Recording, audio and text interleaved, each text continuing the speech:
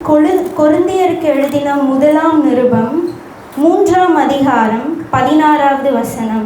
1 கொரிந்தியர் 3:16. எடுத்தவர்கள் யாராவது ஒரு சத்தத்தை உயர்த்தி வாசியுங்கள். கர்த்தரிடத்தில் மனம் திரும்பும்போது 1 கொரிந்தியர் 3ஆம் அதிகாரம் 16வது வசனம். நீங்கள் தேவனுடைய ஆலயமாய் இருக்கிறீர்கள் என்றும் தேவனுடைய ஆவி உங்களில் வாசமாய் இருக்கிறார் என்றும். ஆமென். நீங்கள் தேவனுடைய ஆலயமாய் இருக்கிறீர்கள் என்றும் தேவனுடைய ஆவி உங்களில் வாசமாய் இருக்கிறார் என்றும் அறிந்திருக்கிறீர்களா? பதில் சொல்லுங்க. அறிந்திருக்கிறீர்களா? நாம தேவனுடைய ஆலயம், நமக்குள்ளாக தேவனுடைய ஆவி வாசமாய் இருக்கிறது என்று அறிந்திருக்கிறீர்களான்னு பவுல் உங்ககிட்ட கேட்கிறார். இன்னைக்கு நம்ம அறிந்திருக்கிறோமா? இன்னைக்கு நாம தான் தேவனுடைய ஆலயம், தேவனுடைய ஆவி நமக்குள்ளாக இருக்கிறது, அவர் நமக்குள்ளாக வாசம் பண்ணுகிறார் அப்படின்றத அறிந்திருக்கிறீர்களா அப்படின்னு பவுல் நமக்கு முன்பாக ஒரு கேள்வியை அவர் வைக்கிறார். நான் இன்னைக்கு சொல்ல போகிற 2 காரியம் என்னன்னா, முதல் காரியம் தேவனுடைய ஆலயம், 2வது காரியம் தேவனுடைய ஆவி. இன்னைக்கு என் பிரசங்கம் இதுக்குள்ளாக மாத்திரம்தான் இருக்க போகுது. தேவனுடைய ஆலயம். தேவனுடைய ஆலயம்னா என்ன? ஜென்ரலா நீங்க என்ன யோசிக்கிறீங்க? உங்க கருத்து என்ன? தேவ ஆலயம் அப்படின்னா உங்க கருத்து என்ன? நாம தான் ஆலயம். பொதுவா தேவ ஆலயம் அப்படின்னா தேவனுடைய ஜனங்கள் துதிப்பதற்காக, தேவனை கண்டு கொள்வதற்காக போய் தொழுது கொள்ளுகிற ஒரு இடம். அந்த இடத்துல கர்த்தர் இருக்கிறாருன்னு அவங்க என்ன பண்றாங்க? விசுவாசித்து தேவனுடைய ஆலயத்துக்கு வருகிறாங்க. இது ஒரு கட்டிடமாக இந்த காலத்துல எழுப்பப்பட்டு அது ஒரு சபை அப்படின்னு என்ன பண்ணியிருக்காங்க? சொல்லப்பட்டிருக்காங்க. ஆனா ஆதி முதல் காலத்திலிருந்து தேவன் ஆதாம் ஏவாளை சிருஷ்டித்து பகலில் குளிர்ச்சியான வேலையில என்ன பண்றாராம்? உலாவுகிறார். கூடவே இருக்கணும்னு விரும்புகிறார். நம்மளை படைத்த தேவன் நம்ம கூடவே இருக்கணும்னு விரும்புகிறாங்க. இப்போ நம்மளுடைய கணவரோ மனைவியோ, நம்ம திருமணமான ஒருத்தவங்க நம்ம எங்கே போனாலும் கூடயே என்ன பண்ணுவாங்க? வருவாங்க. கணவன் எங்கே போனாலும் மனைவி கூட வருவாங்க, மனைவி எங்கே போனாலும் கணவன் கூட வருவாங்க. ஏன்? ஒரு துணை. அதே போல நம்மளை உண்டாக்கின தேவன் அவர் நமக்கு துணையாக இருக்கிறார். ஆதாம் ஏவாளை படைச்சிட்டு அந்த காட்டுக்குள்ள அவர் விட்டுட்டு, இந்த தோட்டத்துக்குள்ள விட்டுட்டு அவர் போகல, கூடையே வராரு. பகல்ல குளிர்ச்சியான வேலை, வெயில் வர்றதுக்கு முன்னாடியே என் பிள்ளை என்ன பண்ணுது? நாள் நல்லா போச்சா, இன்னைக்கு நாள் நல்லா போகுமா, வேண்டிய ஆலோசனை எல்லாம் என்ன பண்ணியிருப்பார்? நிச்சயம் கொடுத்திருப்பாரு, உட்கார்ந்து பேசியிருப்பாரு. பகல்ல குளிர்ச்சியான வேலையில ஆதாம் ஏவாள் அவர் தேடி வருகிறவராக இருக்கிறார். கொஞ்ச நாள் தள்ளனோடனே குறிப்பிட்ட நபர்கள் கூட என்ன பண்றாரு? பேசுறார். ஆபிரகாம் கூட அவர் சிநேகிதன் போல பேசுறாராம். உட்கார்ந்து அவர் விண்ணப்பம் பண்ணும்போது, லோத்துக்காக மன்றாடும் போது சிநேகிதன் போல அவர் கேட்கிறாரு. மோசேயும் முகமுகமாக காணுகிறாரு. அப்போ குறிப்பிட்ட நபர்கள் அவர் என்ன பண்றாரு? தெரிந்து கொள்றாரு. இன்னும் கொஞ்சம் போனோடனே இஸ்ரேல் ஜனங்களை வழி நடத்தி போகும்போது, ஆசாரிப்பு கூடாரத்தை போடுப்பா, சுற்றி எனக்கு சுற்றி கோத்திரம் கோத்திரமா நீ உட்காரு, இந்த சைடு 3 கோத்திரம், இந்த சைடு 3 கோத்திரம், இந்த சைடு 3 கோத்திரம், என் பின்னாடி 3 கோத்திரம், அப்புறம் நான் சென்டர்ல இருப்பேன், நாங்க வாசம் பண்ணுவேன் அப்படின்றாரு. அப்போ இஸ்ரேல் ஜனங்களை வழி நடத்தின தேவன் சும்மா விடல, துணையாக அங்க தூணாக சென்டரா அவர் என்ன பண்றாரு? இருக்கிறார். இன்னும் கொஞ்சம் நாள் போனோடனே அவர் எப்படி இருக்கிறார்னா, அபிஷேகம் பண்ணப்பட்டவங்க மேல ஆவியா அவர் இறங்குறாரு. அப்போ தேவனுடைய ஆலயமா தேவ ஆவியா அவர்களுக்குள்ள இறங்குறாரு. அது மாத்திரம் இல்ல, கொஞ்ச நாள் போனோன்னு சாலமோன் என்ன பண்றாரு? தேவ ஆலயத்தை கர்த்தருக்காக எழுப்புறாரு. அந்த ஆலயத்துல அவர் வாசம் பண்ணினாரு. என்னென்னலாம் ஜெபம் அந்த ஆலயத்துல ஏறெடுக்கப்பட்டதோ அந்த ஆலயத்தை அவர் உயர்த்தி அங்க வருகிற ஜனங்களுடைய ஜெபத்தை பரலோகத்துல கேட்டு அவர் செய்கிறதா பார்க்கிறோம். கொஞ்ச நாள் கழிச்சு அந்த சபை என்னாச்சு? சிறைப்பிடிக்கப்பட்டு சுட்டரிக்கப்பட்டதை நம்ம பார்க்கிறோம். ஆனாலும் திரும்ப சபை எழும்பிச்சு. செருபாபேல் மூலமாக, யோசுவா மூலமா திருப்பி ஒரு சபை எழும்பும் போது தேவனுடைய வார்த்தை சொல்லப்பட்டிருக்கு, முந்தின ஆலயத்தை காட்டிலும் பிந்தின ஆலயம் என்ன பண்ணுமா? மகிமையா இருக்குமா. சாலமோன் கட்டின தேவாலயத்தை காட்டிலும் பிந்தின ஆலயம், இப்ப கட்டுகிற ஆலயம் மகிமையாக இருக்குமா. அதுக்கு அப்புறம் இயேசு என்ன பண்றாரு? பூமிக்கு வருகிறார். பூமிக்கு வந்து அவருடைய தொடர்பெல்லாம் எங்க இருக்கு? தேவாலயத்துல இருக்கு. அவர் தேவாலயத்துல பிரசங்கம் பண்ணினார். அவர் தேவாலயத்துல 12 வயசுல போய் உட்கார்ந்து என்ன சொல்றாங்கன்னு கேட்கிறாரு. அப்போ நமக்கு முன்பாக அடிச்சுவடை வைக்க வந்த தேவன் தேவாலயத்தை என்ன பண்றாரு? மையப்படுத்துறாரு. இன்னும் கொஞ்சம் அப்போஸ்தலர் காலத்துல போனா ஜனங்களை தேவன் அனுதினமும் சபையில சேர்க்கப்பட்டாராம். ஆனா பவுல் ஒரு படி மேல போய் ஒரு படி உயர்த்தி என்ன சொல்றாரு தெரியுமா? நீங்களே அந்த ஆலயம். அப்போ இவ்வளோ பெரிய மகிமை உள்ள சபையை ஒரு மனுஷனுக்குள்ள சுருக்கிட்டாங்க ஏசப்பா. இவ்வளோ பெரிய ஆலயத்துக்குள்ள போனாதான் மகிமை. ஆலயத்துக்குள்ள போகும்போது தேவனை கண்டு கொள்ளுகிற பாக்கியத்தை யார்கிட்ட கொடுத்துட்டாருன்னா ஒரு சிங்கிள் மனுஷன் மேல கொடுத்துட்டார். நீ தான் அந்த ஆலயம், நீ தான் அந்த தேவனுடைய ஆலயம் அப்படின்னு பவுல் என்ன பண்றாரு சொல்றாரு. சில நேரம் நம்ம அதை மறந்துடுறோம். தேவனுடைய ஆலயம், இப்போ இந்த ஆலயம் நல்லா இருக்கா? இந்த ஆலயத்துல தேவ மகிமை இருக்கா? இந்த ஆலயத்துல தேவன் இருக்கிறாருன்னு ஃபீல் ஆகுதா? நீங்கள் ஆராதிக்கிற வேலையில் நல்லா முழு மனதோட ஆராதித்து பாருங்களேன். யாரோ ஒருவர் உங்கள் பக்கத்தில் அப்படியே நடந்து போகிற மாதிரி இருக்கும், கையை அப்படியே தடவுற மாதிரி இருக்கும், நம்மளை தேற்றுகிற மாதிரி இருக்கும். அப்போது இந்த ஆலயத்துக்குள்ளே வாசம் பண்ணுகிற தேவன் நாம் அந்த ஆலயமாக இருப்போமானா தேவன் அதே போல் அவர் என்ன பண்ணுவாராம்? கிரியை செய்கிறவராக இருக்கிறார். ஆலயம்னா என்ன இருக்கும்? நம்மளுடைய கருத்து நம்ம ஆலயம்னாலே நமக்கு முதல்ல தோன்ற காரியம் என்ன? பரிசுத்தம். எல்லா ஆலயத்திலையும் எழுதி போட்டிருப்பாங்க, பரிசுத்த உள்ளத்தோடு கர்த்தரை தொழுது கொள்ளுங்கள், நான் பரிசுத்தர் ஆகையால் நீங்களும் பரிசுத்தராயிருங்கள். சேனைகளின் கர்த்தர் பரிசுத்தர் பரிசுத்தர் பரிசுத்தர். இதெல்லாம் பார்க்கும்போது சபைக்குள்ள நுழையும் போது ஒரு பயம் என்ன பண்ணும்? நம்மள அறியாமே வரும். ஐயோ, இதை படிக்கிற வேலையில, இந்த வசனத்தை படிக்கிற வேலையில அவர் பரிசுத்தர்னும் போது அந்த வாரத்துல உள்ள குற்றங்கள் குறைகள் நம்ம ஆலயத்துக்கு வந்தோன்னு ஒப்புரவாகுவோம். யாரும் நம்ம கிட்ட சொல்லி தர மாட்டாங்க. நீ ஆலயத்துக்கு வந்தோன்னா குற்றம் குறைகளை மன்னிப்பு கேளுன்னு சொல்ல மாட்டாங்க.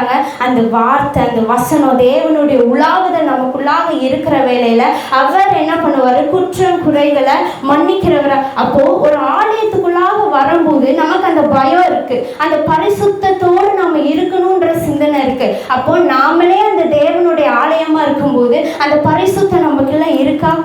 பார்வையில் ஒரு பரிசுத்தம், பேச்சில் ஒரு பரிசுத்தம், நடக்கையில் ஒரு பரிசுத்தம், சொல்லில் ஒரு பரிசுத்தம், செயல்ல ஒரு பரிசுத்தம். தேவன் அதை தான் எதிர்பார்க்கிறார். நீ தேவனுடைய ஆலயமாக இருக்கிறதுனால இந்த காரியத்தை நம்ம என்ன பண்ணணும்? செய்தே ஆக வேணும். நம்மளை அழைத்து அவருடைய இரத்தத்தினால கழுவி நம்மளை முன்குறித்த தேவன் நம்மளை ஆலயமாக அவர் தெரிந்து கொள்ளுகிற வேலையில அவ்வளோ பெரிய அண்ட சராசரங்களை உருவாக்கின தேவன் நம்மளோடு இருக்கிற வேலையில பரிசுத்தமாக நடக்கிறதுல எந்த குறைவும் இல்லை. நம்மளால முயன்றவரை பார்வையில நல்ல ஒரு பரிசுத்தம் இருக்கட்டும். போனை பார்க்குற வேலையில பரிசுத்தம், வெளியே போகிற வேலையில நம்ம கண்களை காத்து கொள்ளுகிறவர்களாக இருக்கணும். இன்னைக்கு பேச்சுல வாலிப பிள்ளைங்க பக்கத்துல போய் உட்கார்ந்து பாருங்களேன், பசங்க பக்கத்துல போய் உட்கார்ந்து பாருங்களேன், டபுள் மீனிங் ஜோக்ஸ், என்ன சொல்றாங்கன்றதே தெரியாது. ஆனா அந்த டீம் என்ன பண்ணும்? சிரிச்சுக்கிட்டே இருப்பாங்க. என்ன சிரிப்பு? எங்களுடைய ஆலயத்தில் பாஸ்டர் திட்டுவாங்க, எதுக்கு சிரிக்கிறீங்க வாலிப பிள்ளைங்க? எதையோ ஒன்று சொல்லி எதையோ ஒன்று டபுள் மீனிங் ஜோக்ஸில் ஒரு என்டர்டைன்மெண்ட் என்ன பண்ணுறாங்க? பிள்ளைங்க என்ஜாய் பண்ணுகிறத நம்ம பார்க்குறோம். நம்மளுடைய ஆலயத்துக்கு போகிற வேலையில் வசனம் பிரசங்கியில் போட்டிருக்கு, உன் நடைய என்ன பண்ணு? காத்துக்கொள், உன்னுடைய வார்த்தைகளை காத்துக்கொள் அப்படின்னு கர்த்தர் சொல்லுகிறார். அப்போ நம்ம ஆலயத்துக்குள்ள வருகிற வேலையில நம்ம நீட்டா ட்ரெஸ் பண்றோம். அப்போ இந்த ஆலயத்துக்குள்ள வரும்போது மட்டும்தான் நம்ம நீட்டா ட்ரெஸ் பண்ணுமா? வெளியே போகும்போது இன்னைக்கு சூழ்நிலைகள் எப்படி இருக்குதுன்னா, பிள்ளைங்க எப்படி இருக்காங்க, பசங்க எப்படி இருக்கிறாங்கன்னா, ட்ரெஸ்ஸு உள்ள சர்ச்சுக்குள்ள வர வேலையில எப்படி இருக்காங்க? நீட்டா ட்ரெஸ் பண்ணியிருக்காங்க, நல்ல பொட்டெல்லாம் எடுத்து பூவெல்லாம் எடுத்து நல்ல முறையா வந்து உட்கார்றாங்க. அதே பிள்ளை ஒரு வாரத்துல வெளியே போய் பார்க்குற வேலையில பொட்டு, இவ்வளோ பெரிய பொட்டு வச்சு நல்ல பூ வச்சு, எங்க கர்த்தருக்குரிய பரிசுத்தம் எங்க? இன்னைக்கு இந்த இயற்கை, இந்த ஜெனரேஷன்ஸ் கர்த்தருக்கு பயப்படுகிற பயத்தில் வளரணும். வாலிப பிள்ளைகளை பெற்றோர் நல்ல முறையில் வளர்த்தணும். அப்படி வளர்த்துற வேலையில் அந்த பிள்ளை பரிசுத்தமாக நடக்கும், பரிசுத்தமாக நடக்கும். யோசேப்புக்கு யாருமே டீச் பண்ணல, நீ பரிசுத்தமாக இருக்கணும், உன் கண்ணை காத்துக்கணும், உன் சரீரத்தை காத்துக்கணும்னு யாரும் சொல்லி தரல. அவனா குழிக்குள்ள போட்டு வெளியே எடுத்து அடிமையாக விற்கப்பட்டுகிற வேலையில் அந்த பயம் அவனுக்குள்ளாக இருந்தது. இன்னைக்கு வாலிப பிள்ளைகள் நல்ல கர்த்தருக்காக எழும்புற வாலிப பிள்ளைகளாக இருக்கணும். வெளியே உள்ள பிள்ளைகளை நான் சொல்லலை, நம்மளுடைய சபையில் நம்மளோட கிறிஸ்தவத்தில் நல்லா ரட்சிக்கப்பட்டு ஞானஸ்தானம் எடுத்த பிள்ளைய சரீரத்தில் என்ன பண்ணுறாங்க? டாட்டூ குத்துறாங்க. வசனம் என்ன போட்டிருக்கு? உன் சரீரத்தை நீ கீறி கொள்ளாமலும் டாட்டூ என்ன பண்ணாத போடாதன்னு வசனம் லேவியராகமத்தில் எழுதியிருக்கு. இன்னைக்கு சிலுவை என்ன பண்ணுறாங்க, டாட்டூவா போடுறாங்க. இதெல்லாம் என்னது, பரிசுத்தத்தை அசுத்தமாய் மாற்றுகிற நம்ம சரீரம் கர்த்தர் தங்குகிற சரீரம். அந்த பயம் நமக்குள்ளாக இருக்கணும். ஆலயத்துக்குள்ளாக வருகிற வேளையில் உட்காந்து நம்ம விஜய் டிவி பார்ப்போமா, சீரியல் பார்ப்போமா, சினிமா பாடல் பார்ப்போமா? இங்கே வந்தால் நம்ம ஃபோனை என்ன பண்ண மாட்டோம், ஆன் பண்ண மாட்டோம். டேட்டா ஆன் பண்ணி நம்ம ஸ்க்ரால் பண்ணுவோமா? இதுவரை நீங்கள் எத்தனை வருஷம் சர்ச்சுக்கு போயிருக்கீங்க? ஒரு 25 வருஷம் போயிருப்பீங்களா? 20 வருஷம் சர்ச்சுக்கு போயிருப்பீங்களா? நான் சர்ச்சுக்கு போய் நான் விஜய் டிவி பார்த்தேன்னு யாராவது ஒருவர் சொல்லுங்க பார்ப்போம். அந்த ஒரு பயம் இருக்கும். ஏன்னா அது கர்த்தர் இருக்கிறார். சர்ச்சுக்குள்ளே உட்காந்து ஃபோன் கால் பண்ணுறதுக்கே அவ்வளோ ஒரு பயமாக இருக்கும். அப்போது நாம் அந்த தேவனுடைய ஆலயமாக இருக்கும்போது, தேவன் நம்மளிடத்துல வாசம் பண்ணுகிறவராக இருக்கும்போது நம்ம எவ்வளவாய் காத்து கொள்ளணும். நம்ம எத்தனை காரியங்களை கர்த்தரை துக்கப்படுத்தியிருப்போம், வேதனை உண்டாக்கியிருப்போம். பார்வையில், சொல்ல, செயலில், நடக்கல, பேச்சில் கர்த்தர் அதை தான் எதிர்பார்க்கிறார். அவர் நம்ம சரியாக நடக்காததுனால நம்மளை விட்டு போகிற தேவன் கிடையாது. நம்மளோடு கூட இருந்து சொல்லி தருவார். அப்பா நீ நல்லதை பாருப்பா, நல்லதை பேசுப்பா, நான் உன் கூட இருக்கேன், எனக்கு உன் கூட இருக்க பிடிச்சிருக்குன்னு அவர் என்ன பண்ணுறாரு, நம்மளை ஆலயமாக அவர் தேவன் நம்மளை நினைக்கிறார். 2வது காரியம், ஆலயத்துக்குள்ளாக வருகிற வேளையில் ஒரு பயம் இருக்கும். நமக்கு சொல்ல முடியாத பயம். அது என்ன பயம்னா, மதிப்புக்குரிய பயம், மரியாதைக்குரிய பயம். என் தகப்பனுடைய ஸ்தானத்துக்கு போகிறேன், என் தகப்பனுடைய சந்நிதிக்கு போகிறேன்ற பயம் நமக்கு இருக்கும். இன்னைக்கு கர்த்தருக்கு பயப்படுகிற பயம் நமக்கு என்ன பண்ணும், தேவை. இன்னைக்கு நாம் அந்த தேவனுடைய ஆலயமாக இருக்கும்போது மனுஷனுக்கு பயப்படாதீங்க, எந்த மனுஷனுக்கும் பயப்படாதீங்க. மனுஷனுக்கு பயப்படுகிற பயம் கண்ணியை வருவிக்கும். இன்னைக்கு மனுஷனுக்கு நம்ம பயந்தோம் அப்படின்னா அது நம்மளை சிறைப்படுத்தி விடும். இன்னைக்கு தேவனுடைய ஆலயமாக இருக்கிற நாம தேவனுக்கு பயப்படுவோம். எல்லா காரியத்திலையும் அவர் நம்மளை பார்க்கிறார்ன்ற உணர்வு நமக்குள்ளாக இருக்கும். இன்னைக்கு சபைக்குள்ள வருகிற வேலையில துணிகரம் எல்லாருக்கும். இன்னைக்கு இந்த சபை நிலை பொதுவாக எல்லா சபையிலையும் ஒரு துணிகரமான ஒரு வாழ்க்கை, அதெல்லாம் கர்த்தர் மாற்றணும். தேவனுடைய சந்நிதிக்கு வருகிற வேலையில் அவர் கர்த்தராக இருக்கிறார். நம்ம மண்ணான மனுஷனாக இருக்கிறோம். துணிகரம், இந்த தூக்கம், இந்த போர் அடிக்கிற தன்மை, இதெல்லாம் மாறிடணும். கர்த்தர் இங்கே இருக்கிறாருன்னா கர்த்தருக்கு குறிய கனத்தை நாம் என்ன பண்ணணும், கொடுக்கணும். நான் ஒரு ஆலயத்தில் இருந்தேன். அந்த ஆலயத்தில் நல்ல ஒரு ஹை போஸ்டிங்கில் ஒருத்தர் இருக்கிறாரு. அவர் வந்தார்னா உட்கார்ந்தார் அப்படின்னா ஃபேன் என்ன பண்ணணும், ஓடியே ஆகணும். இல்லைன்னா அங்கே இருக்கிற வாலண்டியர்ஸ்க்கு திட்டு விழுகும். ஏன் ஃபேன் போட மாட்டியா அப்படின்னு கேட்பேன். யார் நம்ம தேவனுடைய பிள்ளைகளாக இருக்கிறோம். கால் மேலே கால் போட்டு உட்காந்து பிரசங்கம் கேட்குறாங்க, இப்படி படுத்துக்கிட்டு பிரசங்கம் கேட்குறாங்க. இந்த இடத்துல தேவன் இருக்கிறார், இந்த இடத்துல தேவன் இருக்கிறார். அந்த பயம் யாருக்குமே இல்லை. ஒரு சிஎம் முன்னாடி நம்ம கால் மேலே கால் தூக்கி போடுவோமா? மனுஷனாக பார்க்குற ஒரு தலைவர், வார்டு தலைவர், ஒன்றும் இல்லை, நம்ம ஊரோட வார்டு தலைவருக்கு முன்பாக கால் மேலே கால் போடுவோமா? எழுந்து நின்று நம்ம பேசுவோம். அப்போ கர்த்தருக்கு குறிய கனம் எங்கே? ஜெபிக்கும் போது தூங்கிட்டு ஜெபிக்கிறது, ஜெபிக்கும் போது படுத்துட்டு ஜெபிக்கிறது, துதிக்கும் போது படுத்துட்டு துதிக்கிறது. இதெல்லாம் கர்த்தர் நம்மளிடத்துல நீ உட்கார்ந்து என்ன பண்ணணும், நல்லா தொழுது கொள்ளணும்னு அவர் எதிர்பார்க்கிறார். முஸ்லீம்ஸை பார்த்துருக்கீங்களா? கீழே ஒரு மேட்டு விரித்து தன்னைத்தானே தாழ்த்தி இந்த நெத்தி எங்கே படும், தரையில் படும். அப்படின்னா என்ன, தானே வணக்கமாக விழுந்து என்கிட்ட ஒன்றுமே இல்லை அப்படின்னு சொல்லுவாங்க. ஆனால் இருக்கிறதுலே கிறிஸ்டியன்ஸ் தான் எப்படி இருக்காங்க, உட்காந்துட்டு கால் மேலே கால் போட்டு ஜெபிச்சுட்டு. இதெல்லாம் என்ன, ஒழுங்கீனமான செயல்கள், ஒழுங்கீனமான செயல்கள். ஏசா தான் சேஷ்ட புத்திர பாகத்தை விற்று போட்டானோ. வசனம் அவனை எபிரேயரில் போடப்பட்டிருக்கு, அவன் சீர்கெட்டவனாக இருந்தானா. இன்னைக்கு நம்மளுடைய வாழ்க்கையில் நம்மளை நாமே சீர்படுத்தி கொள்ளுகிறவர்களாக இருக்கணும். எந்தெந்த காரியத்தில் நம்ம மாற வேண்டுமோ அந்தந்த காரியத்தில் மாற தேவ ஆவியானவர் நமக்கு பலன் தருவாராக. 3வது காரியம், இந்த ஆலயத்தில் தேவன் மாத்திரம்தான் நடுவர். இன்னைக்கு நாங்கள் தேவன் கொடுக்க வேண்டிய கனத்தை நாங்கள் எடுத்துக்க முடியுமா? நாங்கள் நல்லா பாடுறோம், நல்லா ஜெபிக்கிறோம்னு சொல்லி நம்ம அந்த கனத்தை என்ன பண்ண முடியாது, எடுத்துக்க முடியாது. இந்த ஆலயத்துக்கு மூத்த போதகர் யாரு?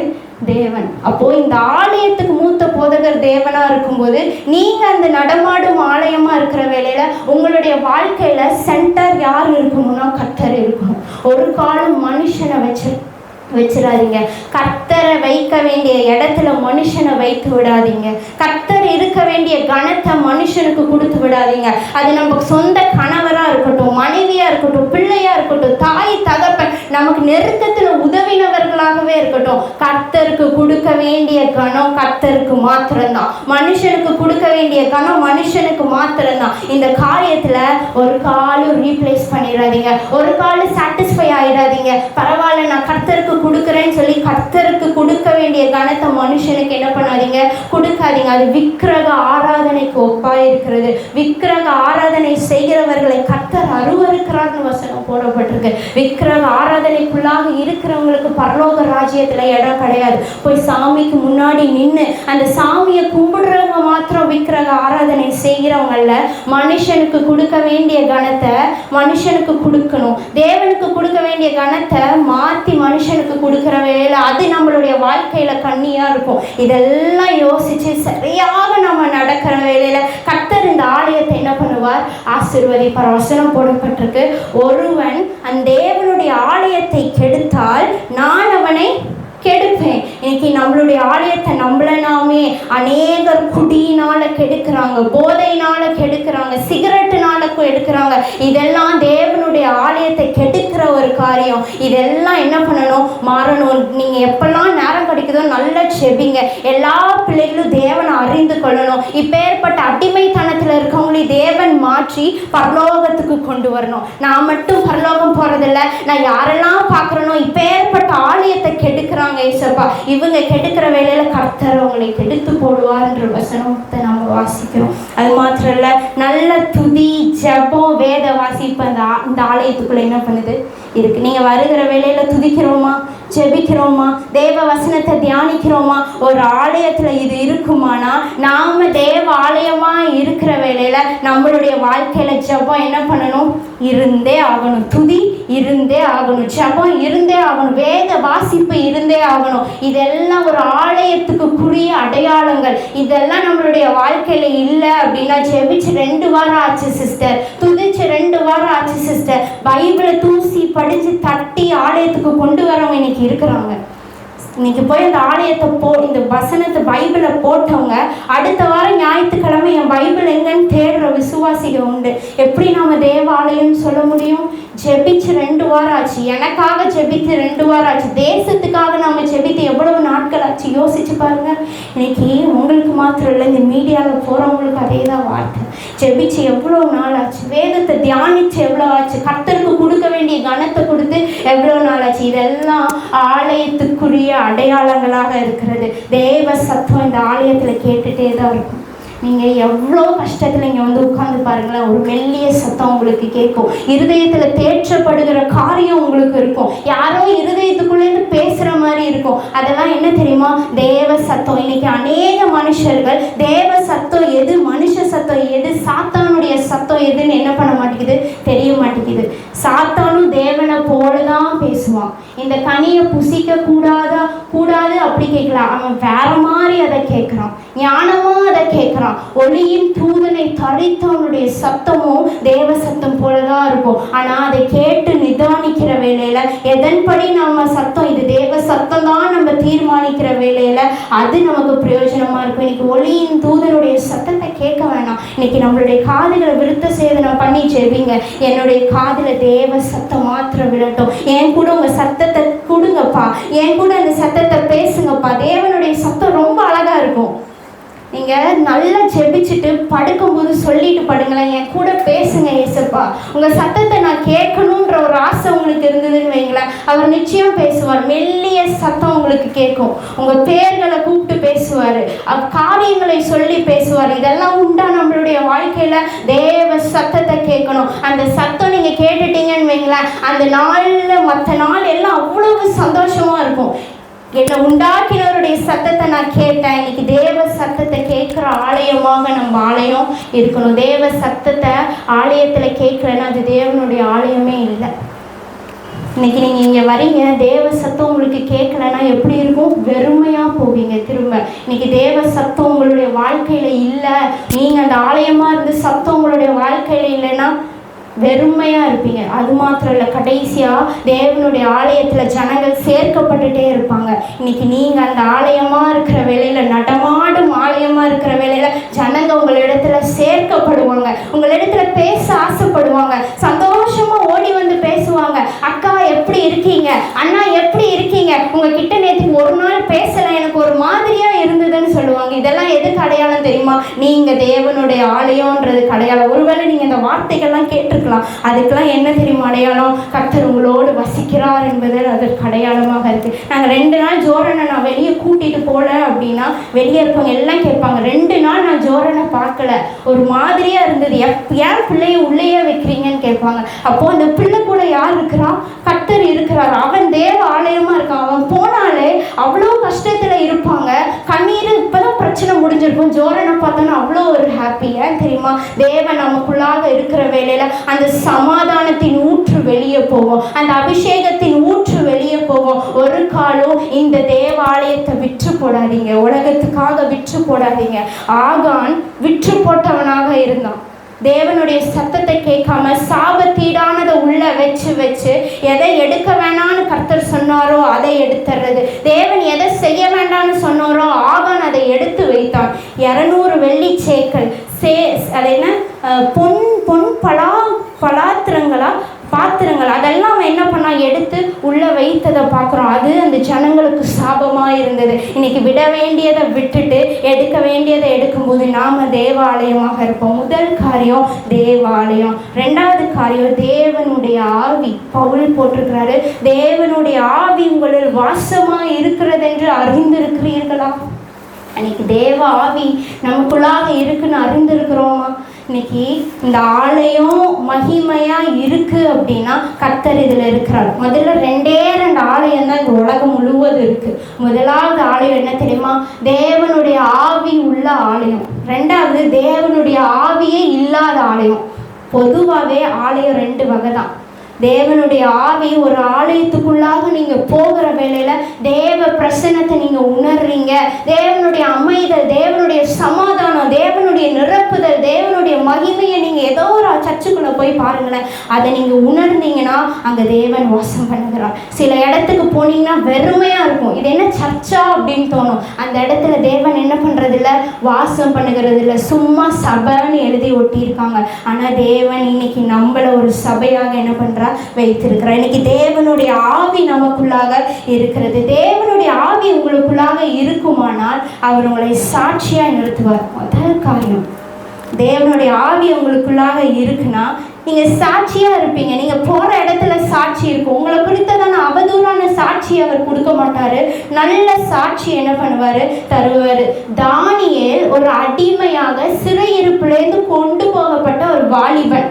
அவன் வாலிப காலத்துல ஒரு சிறையிருப்பான பாபிலோனுக்கு கொண்டு போகப்பட்டான். ஆனா அங்க நேபுகாத் நேச்சர் மூலமாக பரிசுத்த ஆவியின் தேவர்களின் ஆவியை உடைய தானியேல்னு ஒரு தடவை சொல்லல, வேதத்துல 2-3 தடவை நேபுகாத் நேச்சருடைய ராஜாவால் வாயின் வார்த்தையினால வெளியாகப்பட்டது. நேபுகாத் நேச்சர் பார்த்து சொல்றார், எத்தனை பேர் கொண்டு வந்திருப்பாங்க தெரியுமா? நிறைய வாலிபர்களை கொண்டு வந்திருப்பாங்க. 10,000 கிட்ட இருக்கிற வாலிபரை சிறைப்பிடித்து கொண்டு வராங்க. ஆனா ஒரே ஒரு வாலிபரை பார்த்து சொல்றாங்க, இவனுக்குள்ள பரிசுத்த தேவர்களின் ஆவி இருக்கிறது. இது என்னது? சாட்சி. சிறையிருப்புலேருந்து வந்தாலும், அடிமைத்தனத்திலேருந்து வந்தாலும், ஜெயிலே நீ இருந்தாலும் தேவன் சாட்சியா என்ன பண்ணுவாரு, நிறுத்துவாரு. அது மாத்திரம் இல்ல, நேபுகாத் நேச்சரோட பையன் பெல்ஷாத்சார் அவன் குடித்து வெறித்து கொண்டு இருக்கும்போது ஒரு கை எழுதுது. அதை பார்த்தோன்னே அவன் கலங்கி போய் இருக்கும்போது ஒரு ராஜாத்தி சொல்றா, உங்க அப்பா இருந்த காலத்துல ஒருவன் இருந்தான், அவன் எப்படி, அவன் பரிசுத்த தேவர்களின் ஆவியை உடையவன், அவன் இதற்கு மறைப்பொருளை விளக்கத்தை என்ன பண்ணுவான், கொடுப்பான். இதுதான் சாட்சி. நீங்க எந்த இடம் சிறைப்பட்டு உங்களை வேற நாட்டுக்கு தூக்கிட்டு போயிட்டாலும் தேவன் இருக்கிறார்னு உங்களை பத்தி என்ன பண்ணுவாங்க, சொல்லுவாங்க. கர்த்தருடைய ஆவி உங்களுக்குள்ள இருக்குமானால்.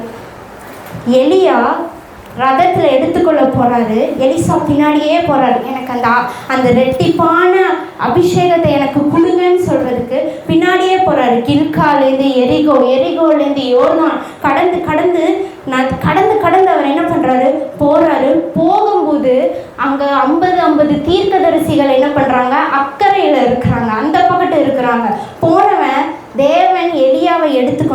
ஆனால் எலிசா மேலே அந்த சால்வை விழுந்தது. அவன் வருகிற வேளையில் அந்த சால்வையை முறுக்கி எலியாவின் தேவன் எங்கேன்னு அதை அடிக்கும் போது அதை பிரிக்கும் போது அந்த 50 தீர்க்கதரிசிகள் யார் ஏளனமாக பார்த்தாங்களோ அவங்க வந்து பணிந்து கொண்டாங்க. இன்னைக்கு தேவனுடைய ஆவி உங்களுக்குள்ளாக இருக்குமானா முதல் காரியம் உங்களை சாட்சியாக நிறுத்துவார். 2வது காரியம் உங்களை பணிய வைப்பார். எப்பேற்பட்ட ராஜாவாக இருக்கட்டும் உங்களுக்கு முன்பாக பணிவாங்க. எப்பேற்பட்ட ராஜா தலைமைத்துவத்தில் இருந்தாலும் தேவனுடைய ஆவி உங்களுக்குள்ளாக ஒரு மனுஷனுக்குள்ளாக இருக்குமானா அவங்க என்ன பண்ணுவாங்க? பணிவாங்க. சாத்தான் அலறுவான். தேவனுடைய ஆவி இருக்கும்போது இதிலும் பெரிதானவைகளை நீங்கள் என்ன பண்ணுவீங்க? செய்வீங்க. சாதாரணமாக நம்ம இருக்க மாட்டோம். தேவனுடைய ஆவி உள்ளே இருந்தால் சும்மாவே இருக்கக்கூடாது. பார்த்துருக்கீங்களா? தேவனுடைய ஆவி உள்ளே இருக்கிற வேலையில் ஏதாவது செய், எனக்கு இன்னைக்கு நீ என்ன செஞ்ச, இன்னைக்கு என்னை பற்றி யார்கிட்ட சொன்ன, இந்த வார்த்தை உங்களுக்கு கேட்டுக்கிட்டே இருக்கும். ஒருவேளை நம்ம ஒன்றுமே செய்யலைன்னா அந்த இடத்துல ஒப்புரவாய் யாரை நான் பார்த்தாலும் நான் சொல்கிறேன் ஏசப்பா உங்களை பற்றி சொல்கிறேன்னு நம்ம சொல்லுவோம். நீங்கள் வீட்டிலேருந்து கடைக்கு போகிறீங்க, வீட்டிலேருந்து எங்கெல்லாம் போகிறீங்களோ அங்கெல்லாம் கொஞ்சம் ட்ராக்ஸ் எடுத்துகிட்டு போங்க. உங்களுக்குள்ள இருக்க தேவ ஆவியானவர் கொடுக்கும்போது அவங்களிடத்துல பேசுவார். அந்த ட்ராக்ஸ் அவங்களிடத்துல பேசும். இதுக்காக தான் நம்ம அழைக்கப்பட்டோம். ஏதோ நம்ம நல்ல வேலை செஞ்சு குடும்பத்தை நடத்துவதற்காக தேவன் நம்மளை இந்த பூமியில் அனுப்பவே இல்லை.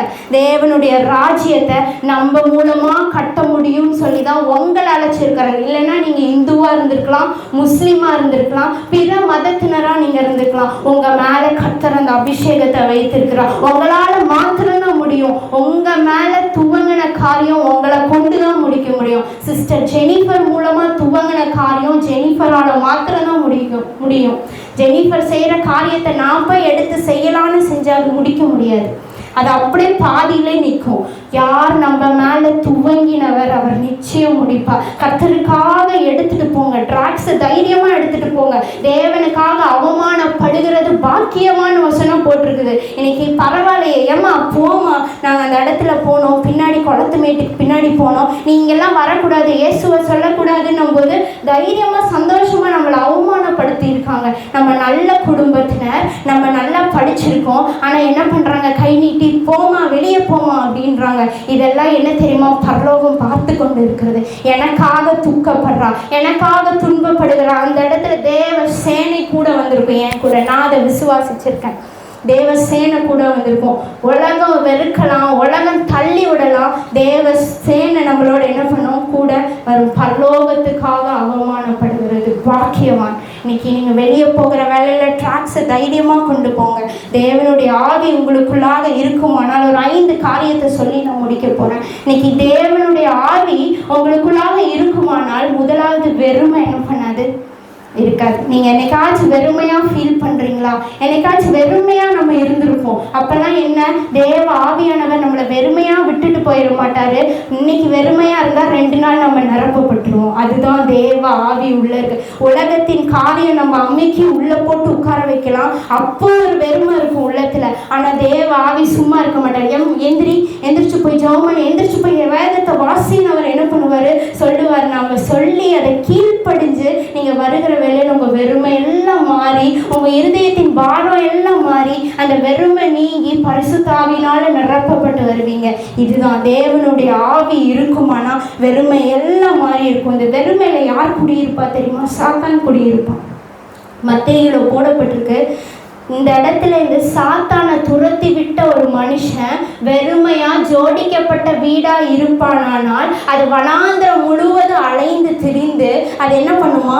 நான் விட்டுட்டு போன என் வீடுன்னு சொல்லி அது வெறுமையா ஜோடிக்கப்பட்டிருப்பதை கண்டு அது என்ன பண்ணுமா? உள்ள புகுந்துருவான். ஒருத்த மாத்திரம் புகுற மாட்டான், தன்னிலும் 7 பலத்த ஆவிகளை கூட்டிட்டு வந்துடுவான். நான் ஒரு ஆவி உள்ள இருந்தாலே சரீரத்தில் ஆட்டம் காமிக்கும். ஒரு ஆவி உள்ள இருந்துச்சுன்னா நம்மளால தூங்க முடியாது, சாப்பிட முடியாது, நம்மளுடைய சிந்தனைகள் வேறாக இருக்கும். அப்போ ஒரு ஆவி உள்ள வந்தாலே வெறுமை ஆட்கொள்ளும். அப்போ தன்னிலும் பலத்த 7 ஆவிகளை அது என்ன பண்ணுமா?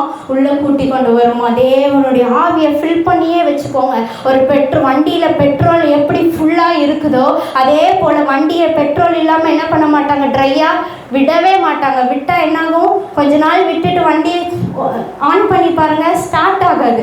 அதே போல் தான் இன்னைக்கு நம்மளும் அதே போல் தான் ஒரு பெட்ரோல் டேங்க்கு போல் தேவனுடைய ஆவியை ஃபில் பண்ணிகிட்டே இருக்கிறவர்களாக இருக்கும்போது வெறுமைக்கு நமக்கு இடமில்லாததாக இருக்கும். ரெண்டாவது காரியம், சுவாபங்கள் என்ன பண்ணும், மாறும். தேவனுடைய ஆவி நமக்குள்ளாக இருக்கும்போது நம்மளுடைய சுவாபங்கள் பிறக்கும் போதே நான் பாவத்தில் தாயின் கர்ப்பத்தில் நான் பாவத்தில் உற்பவிக்கப்பட்டேன்னு தாவீது சொல்றாரு. தாவீது மாத்திரம் இல்லை, எல்லாருமே அப்படிதான் இருக்காங்க. தாயின் வயிற்றில் வெளியே வரும்போதே ஒரு மனுஷன் பாவத்தில் வெளியே வரான். பாவத்தில் அவன் கர்ப்பம் தரிக்கிறதுன்னு வசனம் போடப்பட்டிருக்கு. அப்போ இன்னைக்கு சுவாபங்கள் எப்படி இருக்கும், அப்படிதான் இருக்கும். மனுஷங்களுடைய சுவாபங்கள் மனுஷ சுவாபமாக தான் இருக்கும். ஒரு காலம் மனுஷ சுவாபம் தேவ சுவாபமாக இருக்கும்னு என்ன பண்ண முடியாது, எதிர்பார்க்கவே முடியாது. மனுஷ சுவாபம் தான். ஜென்ம சுவாபங்கள்ல நிறைய இருக்கு. அதெல்லாம் வெளியே வந்தது அப்படின்னா மனுஷன் எப்படி இருப்பான், மிருக குணமாக இருக்கும். வசனம் போடப்பட்ட மிருக குணமுள்ள மனுஷன் போடப்பட்டிருக்கு. அப்போ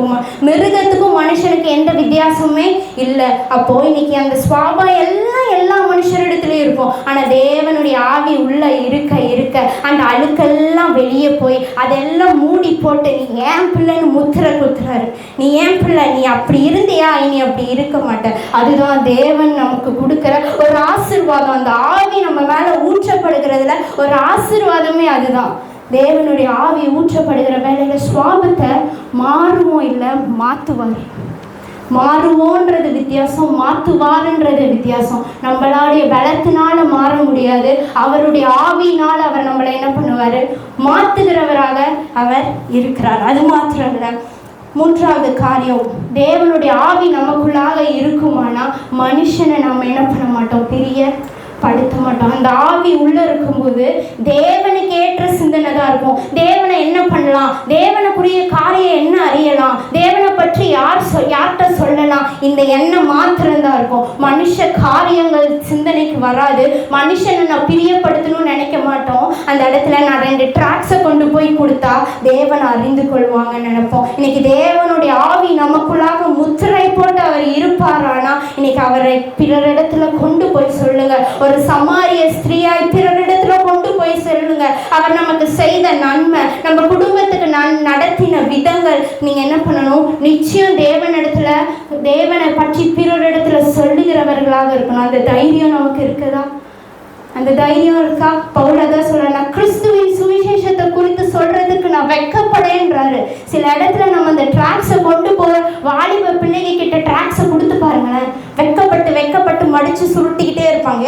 என்ன பண்ற, ட்ராக்ஸை வச்சு என்ன பண்ற, இல்லை நான் போய் கொடுத்தவங்க ஏதாவது நினைப்பாங்க. ஒன்றும் இல்லை. தேவனுக்கு ஏற்ற தைரியம் இருக்கா, நான் கொடுப்பேன்ற தைரியம் இருக்கா? தேவனை பற்றி சொல்லுங்க. உங்க மேல இருக்கிற அபிஷேகத்தின் நறுமணம் ஒன்று இருக்கு, உங்களுக்கு தெரியுமா? கர்த்தர் உங்க சிரசின் மேல ஊற்றி இருக்கிறாரு. அந்த அபிஷேகத்துடைய நறுமணத்துடைய விலை எதை கொடுத்தாலும் வாங்க முடியாது. அந்த அபிஷேகத்தின் நறுமணத்தின் வாசம் நீங்க போற வேலையில வீசும். அதை ஒரு கால் விற்று போடாதீங்க. அந்த அபிஷேகத்தையும் உங்க மேல வைத்திருக்கிற மகிமையும் உங்க மேல வைத்திருக்கிற பிரசன்னத்தையும் ஒரு கால மாம்சத்துக்குரிய நம்மளுடைய காரியம் அதை என்ன பண்ணிடக்கூடாது, விற்று போடுகிறவர்களாக இருக்கக்கூடாது. கடைசியாக தேவனுடைய ஆவி நமக்குள்ளாக இருக்குமானா நம்ம வேஷம் தரிக்க மாட்டோம். ஆலயத்துக்குள்ள வரும்போது ஒரு வேஷம், ஆலயத்துக்கு வெளியே போகும்போது மூவிஸ், இன்னைக்கு என்ன மூவி தெரியுமா, ஃப்ரெண்ட்ஸோட என்ன மூவி பார்த்தேன்னு தெரியுமா, இது வேஷம் தரிக்கிற வாழ்க்கை. கர்த்தருக்குள்ள வருகிற வேலையில என்ன வசனம் வாசிச்சடா இன்னைக்குன்னு கேட்பாங்க. அதே வாலிபன் வெளியே போகும்போது என்ன கேட்பான் தெரியுமா, எந்த பார்ட்டிக்கு போலாண்டா வரியா, இன்னைக்கு அந்த பொண்ணுகள்லாம் வருது. இதெல்லாம் என்ன, வேஷம் தரிக்கிற வாழ்க்கை. இதெல்லாம் கர்த்தர் மாற்றுவார். இன்னைக்கு தேவனுடைய ஆலயமா நம்ம முத்திரிக்கப்பட்டு இருக்கிற வேலையில தேவனுடைய ஆவி உங்களுக்குள்ளாக இருக்கு. அவர் ஒரு காலம் உங்களை பயத்தின் ஆவி அவர் என்ன பண்ண மாட்டாரு, கொடுக்க மாட்டார். ஒரு வேளை பயத்தின் ஆவி உங்களை ஆட்கொள்ளுமானா எதிர்த்து செபிங்க. இயேசுவின் நாமத்துல பொல்லாத சாத்தானே, தேவனுடைய ஆவி எனக்குள்ளாக இருக்கிறது, பயத்தை கொண்டு வந்து நினைச்சு என்னை அடிமைப்படுத்துகிற ஆவிகள், இன்னைக்கு சிறை பிடிக்கிற ஆவிகள் இருக்கு. தூக்கத்தினால, சோம்பலினால, பிற சிந்தனையினால சிறை பிடிக்கிற ஆவிகள் எல்லாமே இருக்கு. அதெல்லாம் எதிர்த்து ஜெபிக்கும் போது தேவனுடைய